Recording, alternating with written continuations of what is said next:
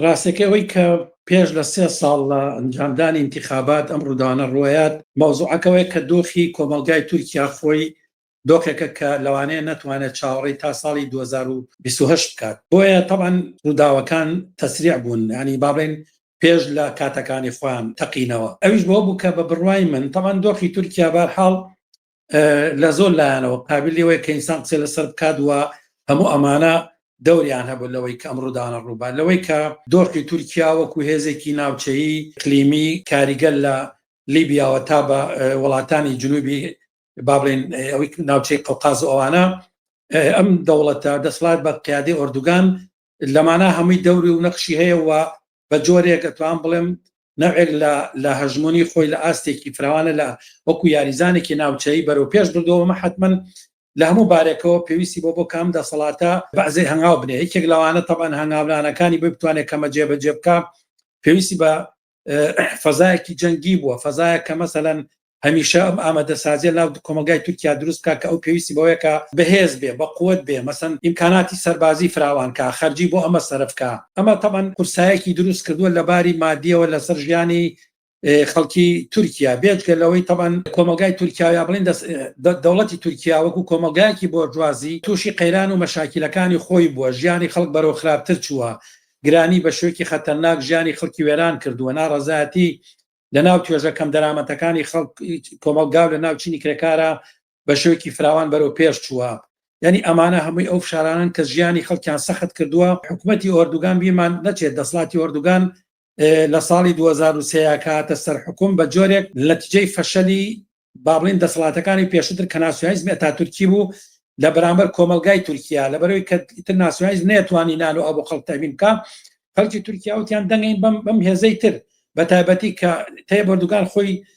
بابڵین سەرۆکی شارەوانی ئەستەمبول بۆ کۆمەڵێکی ئیسلاحاتی کردبوو کە جۆرێک ژیانی خەڵکی باشتر کردبوو، ینی لەسەرم بنەمایە دەنگی درراوە بە هەر حەڵە بیدات ئەتوانی کە کۆمەڵێک هەنگاوی ئابووری بنێت، چاکسازی ئابووری بکات، جۆرێک لە سەرەتای دەسەڵاتیان ژیانی خەڵک تۆزە باشترکە. بەڵام درێژە کێشانی 20 ساڵ لە دەسەڵاتی ئەم حکومەتە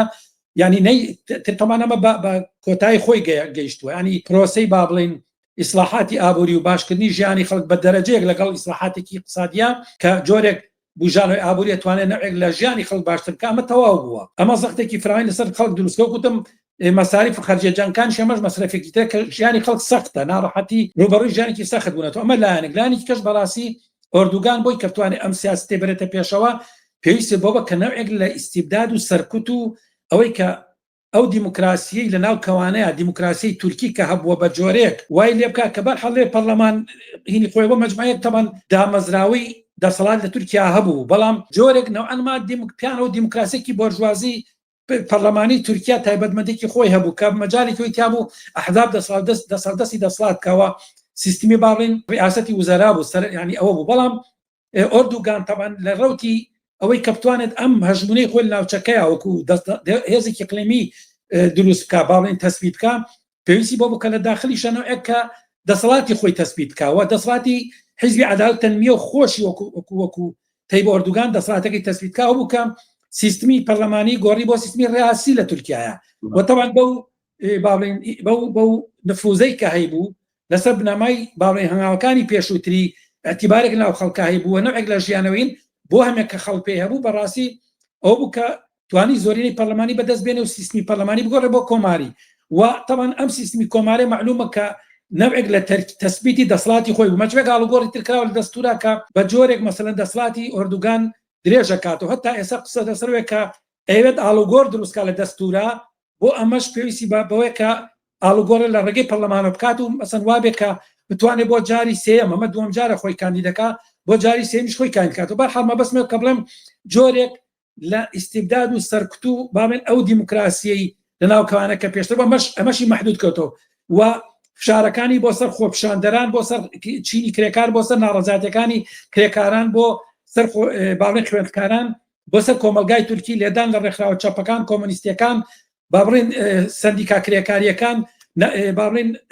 هەموو ئەو لایەنانی کە نەیاری ئەوەن باڵێن خێرا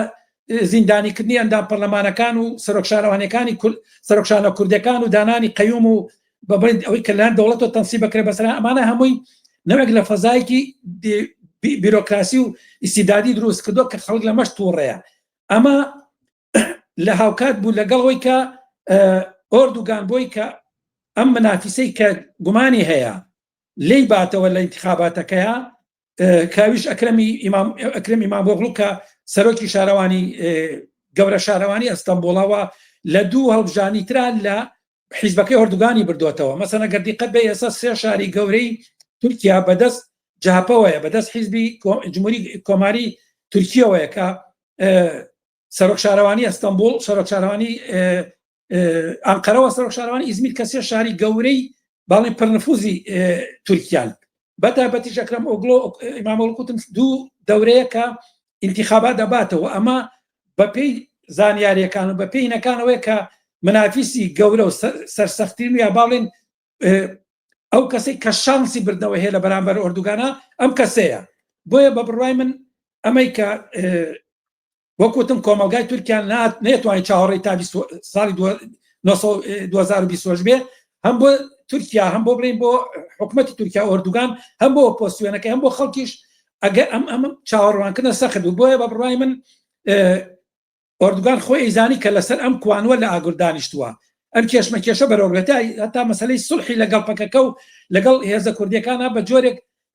من لە شوێنی کە شاوتمە نەوێک لە ئیستیقرارێکی سیاسی داخلی بۆ خۆی دروستکەوە لە بەرامبەر باڵێن ئۆپۆزیسیۆنی سەرەکیە بتوانێت کوردەکان بەلای خۆیان ڕاکێشێ. ئەمە ئەو دۆخە بوو کەوای کرد ئۆردوگان پەناباتە بەر ئەوەی کە کەیسێک دروستکە بۆ ئەم کەسەی بۆ منافیسەی کە بیکاتە سجنەوە. تەمان کردنە سجنی و ئەگەر ئەو ئیدانە بکرێ باڵێن حکم بدرێ، معلومە فرسەتی خۆکاندیدکردن و فرسەتی بردنەوەی نامێنێ و یەکێک لە ڕێگری سەرەکیەکان بەدەم ئۆردوگان لاچێ. لەو لاشە ئۆپۆزیسیۆن بۆ ئۆپۆزیسیۆن بەتایبەتی بۆ جاپا ئەمە مانوو نەمانە بۆ ئەوان، ئەنی ئەگەرم کاندیدیان بدۆڕێەوە و بکرێتە سجنەوە، ئەگەری ئەوەی کە لەم دۆخە تایبەتیە ئەمان بچنەوە دواوە زەربێکی گەوریان بەرکەوێ، ئەمەش خەتەرە بۆ هەژمان و نەمانە، بەتابەتی کە پرۆسەی سولحی بینی ئەوکوتم حکومەتی تورکی و پەکەکە هەیە. هەم جاپا ئەوێت بە جۆرێ بێ بەخاونی، هەمە حکومەتی تورکیاش ئۆردوگانی بێ بەخاونی. ئەمە بۆیە لە دۆخێکی نامستەقری سیاسی، کۆمەڵایەتی، ئیقتصادی، ناوچەی و ئیقلیمیە دەست بۆم کارە براوە. وەکوتم هەم لە تەرەفی ئۆردوگانەوە ئەبوایە دەمەی بکردا بۆی کە ئەم منافیسە برێت دەرەوە و زەربەیەکی لێبات وە زەمینەکان بۆ انتخاباتی داهاتوو تامین بکات. یعنی ئەوەشی کە زۆرینەی پەرلەمانی ئەگەر بە ئیتفاق لەگەڵ کوردەکانە بێت، بەتابەتێکە پرۆسەی سولح بڕواتە پێشەوە، ئەو چەند مەسەڵەن دەنگەی دەم پارتی ئەگەر لەگەڵ ئەندا پەرلەمانەکانی ئەکەپاین کە ئەتوانێت دەستور بگۆڕێ. یعنی هەتا بەڕای من پرۆسەی سولحەکەی لەگەڵ پەکەکەوانە بەم ئیتیجاهەیە، ینی تورکەوی دەسەڵاتی خۆی استقرارێکی سیاسی و ئەمنی. بۆیە ئەمە دۆخەکەی بەسە کوتم بۆ جاپەش بە هەماشکڵ، ینی ئەمەی قۆستەوە پێی وایە کە ئەمە یەکێکە لە کاندیدەکانی بەتابەتیەک و ئاگادارن ئەوان نەوێک لە انتخاباتێکی ڕەمزیان کردووە بەپێی باڵێن ڕاگەیاندەکان باز لەوکرێک کە زیاتر لە 13 ملیۆن کەس دەنگیان ناوە بە ئەکرەم ئیمامۆغڵۆ بۆ سەرۆکی کۆماری تورکیا. کەواتە ئەمە بە بڕوای من ئەو وەزعەیە کە ئەم کێشمەکێشەی پێشخست و لێرەیە بە بڕای فاکتەرێکی مهم کە نابێت لە منیگیرمن کەوتم دۆخی اقتصادی، ناڕەحەتی خەڵک، ژیانی خەڵک، تووڕێی خەڵک، ئەمەش هاتۆ ناو مەشهەدەکەەوە. یعنی بەرحاڵ دوو تەرەف کە ئۆردوگان و حیزبەکەی لەگەڵ تەرەفێکی تر کە جاپە و باڵێن ئەم ئۆپۆزیسیۆنە بۆرژوازی جاپە و ئیمامۆغڵوە لەگەڵیشی ئەم فەزا کۆمەڵاتی کە ڕێگەی بۆیاوە سەندیکا و ڕێکخراوەکەەکان و کرێکاریەکان و خوێندکاران و خەڵکی کرێکا و زەحمەتکێش بێن ناو میدانەکەەوە فرسەت بێنن لەوەی کە ئەم مەوزوعە نەک تەنها لە کێشەی بینی ئۆردوگان و ئیمامۆغڵا بێتەوە، بەڵکو لە مەسەلەی دیموکراسی و لە مەسەلەی ئازادی و لە مەسەلەی ئیستیبداد و لە مەسەلەی باشکردنی ژیانی خەڵکە بتەقێتەوە بێ بە خۆپیشاندانێکی فراوان کە بەشێکی فراوان لە جەماوەری خەڵکیا بەشداریەکە. ئەگەر لە ڕووی سیاسی ئەم دوو تەرەفەوە هەڵسەنگاندن بکەین، چ حیزبەکەی ئۆردوغان پارتی داد و گەشەپێدان یاخۆت ئەم جاهەپە و ئیمامۆغڵو، کامیان زیاتر لە بەرژەوەندی خەڵکی مەدەنی و جەماوەری کرێکار و زەحمەتکێشە؟ بە بڕای من هیچیان ئەزانی بۆ ئەمە شەڕی بینی دوو قوتبی بۆرژوازی، دوو بەشی بۆرژوازە، کێکێکیان باڵێن ناسیۆنالیزمی نەوعەنما بە جورعەی ئیسلامی ئۆردوگان و ئیخوانیزمی ئۆردوگانە کە ئەتوان بڵێن بە جۆرێک کەڵکەڵەی دامەزانەوەی نەوعێک لە دەسەڵاتی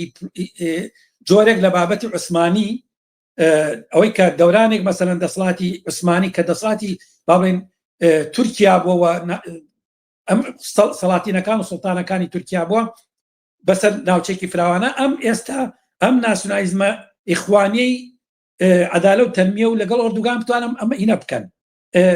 ئەمە هینەکەی ئەوان ئەم ئەجندای ئەوانە بۆ جاپەش وەکوتم شەڕی لەگەڵ ئەمایەوە ئەوێت خۆی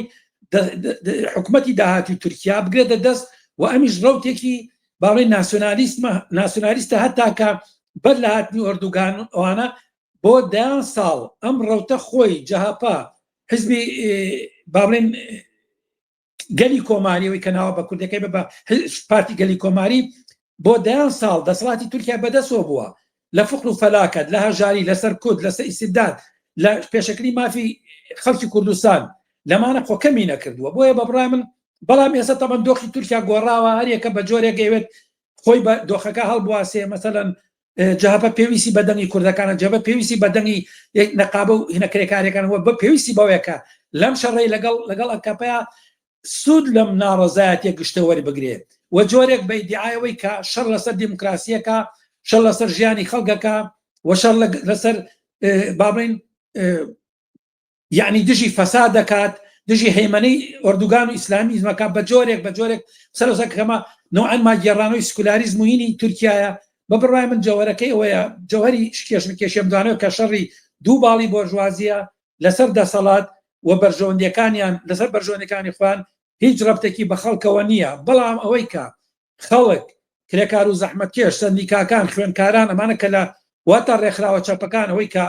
بە شوێکی جۆراجۆر لەم ناڕزەدە بەشدارن ئەوەی کەوان دەرفەتێکیان دۆزیوەتەوە لەم کێشمەکێشە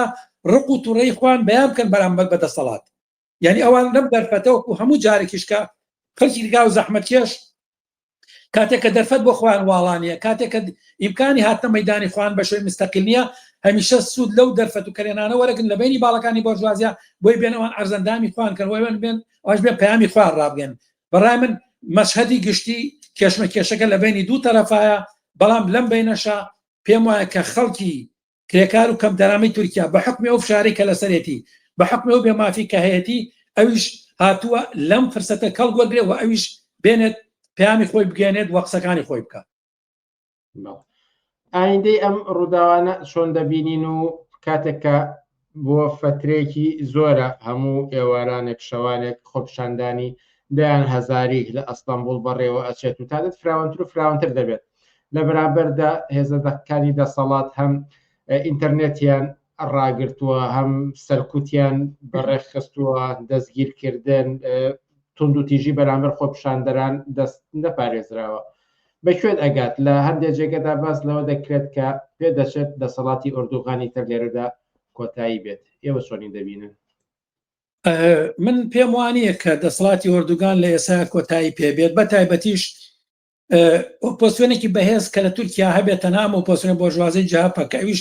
بەڕاستی نەقەزد و نەمە بەستی ڕوخانی دەسەڵاتی تورکیایە نە هەتا ڕوخاندنی دەسەڵاتی ئۆردوگانە بە تونوتیژی بەرنامەکەی ئەمەنی ئەوەیەوێت لانی زۆر بە بڕای من لانی زۆر فشارەکانی جاپا بۆ ئەوەیە کە دەوڵەتی حکومەتی تورکیا و ئۆردوگان ناچار بکە کەڵبژاردنێکی پێشوەختە ئەنجام بە و بە ئومێدی ئەوەی کە لە مەڵبژاردنە پێشوەختەیە ئەو زۆرینەی کورسیەکان بەدەست بێنێ و بتوانێت حکومەتێک بە زۆرینەی باڵێن جەهاپە دروست بکات و حتمما دەسەڵات بەدەستیەوە بێت بە بڕای من لەمە زیاتر تێپەڕ ناکات ئەوەی کە ئایا ئەو ناڕەزاتە شعبی کە هەیە ئەو تووڕەیی کە هەیە ئەتوانێت ئەم مەشهەدە ئەم دۆخە بە جۆرێکی تر بە ئاقالێکی ترا بەرێ من پێم وایە بەداخەوە بەهۆی لاوازی بزوتنەوەی کۆمۆنیستی و کرێکاری و چەپی ئەو وڵاتە چینی کرێکاری وڵاتە سەرباری بوونی دایان ڕێکخرا و سندیکای کرێکاری و ڕێکخراوی چەپ بەڵام بەڕاستی لە ماوەی پێشووترا بە حکمی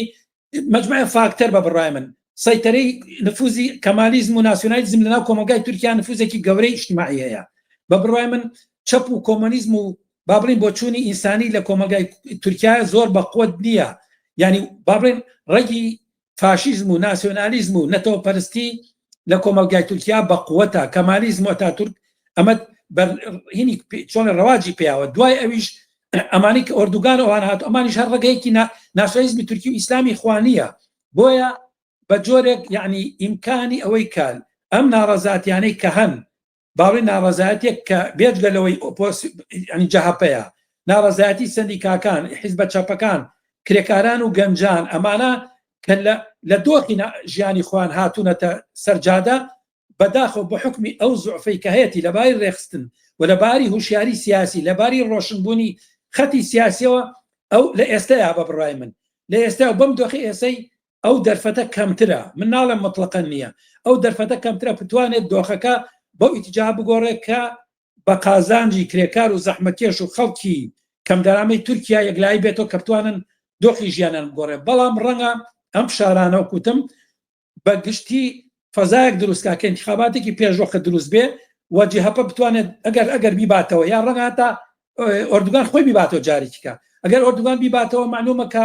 دۆخەکە بتەمەن بۆ قەرارڕۆ کە استراتیژی ئەوە ئەوەش بڵێم کە بەڕاستی تورکیا وەک وڵاتێکی اقلیمی وەکو دەوڵەتێکی اقلیمی کە جێگەوڕێگەیەکی مهمی هەیە بە بڕای من تەنها فاکتەرە داخلیەکان و فاکتەری بینی کێشمەکێشی بینی ئۆپۆزیسیۆن دەسەڵات ناتوانێت یەکلایی کەرەوە بێت فاکتەری تر دەورە بینە مەسەن تورکیا وەکو هێزێکی اقلیمی لە بابڵێن هێزە جیهانیەکان پێویستیان پێیەتی ئایا بەڕاستی ئەوەی کە رووسیا ئەمریکا ئەوروپا لەم کێشمەکێشەیە ئەیەنە پاڵ ئۆپۆسیۆن و دەستبەرداری ئۆردوگانە بن ئەمەش مەسەلەیەکە کە بە بڕای من ئەگەرێکی یعنی نزیک نییە مەسەلەن ئایا پێویستیان بەوەیە بەڕای من ئەگەر ئۆپۆسیۆن بتوانێت دۆخەکە بە تەواوی بگۆڕ ڕەنەوەیش بە جۆرێک باڵین ئەوەی پێڵەن سەنگریان بگوازنەوە بەرای ئۆپۆسیۆنە بەڵام پێم وانییە کە ئەمە بەو ئاسانی بڕاتە پێشە بۆیە دۆخەکە من پێم وایە کە لانی کەم لە ئێستا من پێم وانییە کە بە ئاقارێک گەڕوات کە لە بەرژەوەندی کرێکا و زەحمەتکێش بێت بە چ معنایە بۆی کە ژیانیان باشتر بێتەوەی بە ئابووری باشتر بێت ئەوەی کە باڵین فشارەکان لەسەر کەمتر بێتەوە بێکاری کەمتر بێتەوە فرسەتی کار زیاتر بێت کرێ زیاتر بێ ژیانیان باشتر و نەوەیەک لە ئازادیەکان زیاتر بکە ئەمانە بە بڕای من ینی بە ئەگەرێکی کەمتر ئەگەری هەیە و زۆرتر ئەوەیە کە ئەم فەزا گشتی کە هەیە لە چوارچۆی دۆخی گشتی تورکیایە بمێنێتەوە لە تەحیلە خاوە یاوەتە ئۆردوگان و خۆمەت یاوەتە گەر ئۆردوگان نەیباتەوە ئۆپۆسیۆن میباتەوە لە انتخاباتێکی پێشوەختا بتوانێت ئەو لە جیاتی ئۆردوگان دەسەڵات بگرێەوە ئەو اینجا لە ناو باڵێن لە رابطە بە کۆمەلگای تورکیا لە ڕووی داخلی و لە ڕووی جیهانی ئەوەکو تەرەفی دەوڵەت تورکیا دەرکەوێت جاوی کە چیەکە من پێمە بە حکمی ماهیەتی چیناتی جاپا ڕاستەکەی من ئومێدێک و تەوقعێکی هەم نییە کە کارێک بکە کە لە بەرژەوەندی ئەو خەڵکە بێت کە ئێستا لە ناو ئەم کێشمەکێشەی جەهەپە و ئۆردوگانە هاتن بەیدان و بە جۆرێک جاپا ئەتوانێت یعنی سوودیان لێ وەربگرێت من پێم وانێت کە ئەوە لانی کەم بەم دۆخەیە ئێستا و بەم دەرەجە لە تەنزیم و لە ڕێخستن و لە ئیستیقلالیتی سیاسی فکری کرێکاران و باڵێن ڕێکخراوەکانیان بە بڕای ئەمە ئەگەرێکی نزیک نیە من ناڵێم هەر نییە بەڵام ئەگەرێکی نزیک نییە زۆر بابەتێکی سەرنجڕاکێشە و پرسیاری تریشم زۆر مابوو بە تایبەتی لە پەیوەند بە کوردستانەوە هەروەها و پەیامەی ئۆجەلانەوە کە چەند هەفتە بەر لە ئێستا دراو کاریگەریەکانی بەڵام کاتی بەرنامەکانمان زۆر سنووردارە و ئەگەر تەنها 30 ثانیە بۆ دەقێک بخەمە ئیختیاری ئێوە قسەیەک ما بێ بتانەوێت بیکەن فەرمون بە کورتی من وەڵا ڕاستەکەی لێرەوە تەمان دەنگی من ناگا بە خەڵکی تورکیا بەداخەوە کە بڵێم چی بکرێ بەڵام من پێم وایە کە خەڵکی کوردستان ئەمەوەکو تەجروبەیەک وەربگرن کە دۆخەکە بەم شڵێمە لە دەورانی ساڵی 2011 تەجروبەی بستنەوەی گۆڕانمان هەبوو کە هەمان ناڕەزایەتی جەماوەری لە ناو خەڵکی کوردستانە هەبوو بەڵام گۆڕان توانی بە سوود وەرگتن لەو ناڕەزایەتیە و سوالیش ناڕەزایەتێک ئەوان بێت دۆخەکە بەم وەسعی بێت ڕوویە هیوادارم کە ئەم تەجروبەی کە لە تورکیا ڕوات بەو ئاقاران نەڕوا و ئەمە بێ بە تەجروبەیەک بۆ خەڵکی کوردستان کە لە خەباتی داهاتویانات وشیار و چاوکراوەتر بن نەکەونە ناو کێشمەکێشەکانی بینی باڵەکانی بۆرژوازی چونکە بەڕاستی مهمە کە چینی کرێکار جەماوەری زەحمەتکێش لەباری سیاسی لەباری ڕێکخراویەوە سربەخۆ بن و لە دەوری بەدیلی کۆمۆنیستی و ڕادیکاڵ بۆ باشکردنی ژیان و گوزەرانی خۆیان و بەدەزنانی مافەکانیان لە ئازادی و یەکسانی تێبکۆش و ڕەنج و قوربانی ئەوان نەبێتە دەستە چیلە و نەبێتە فاکتەرێک بۆ باڵێن یەکلایکردنەوەی کێشمەکێشی باڵەکانی بۆرژوازی سەرخستندایەک و تەسبیتکردن دەسەڵاتی لایەکی تر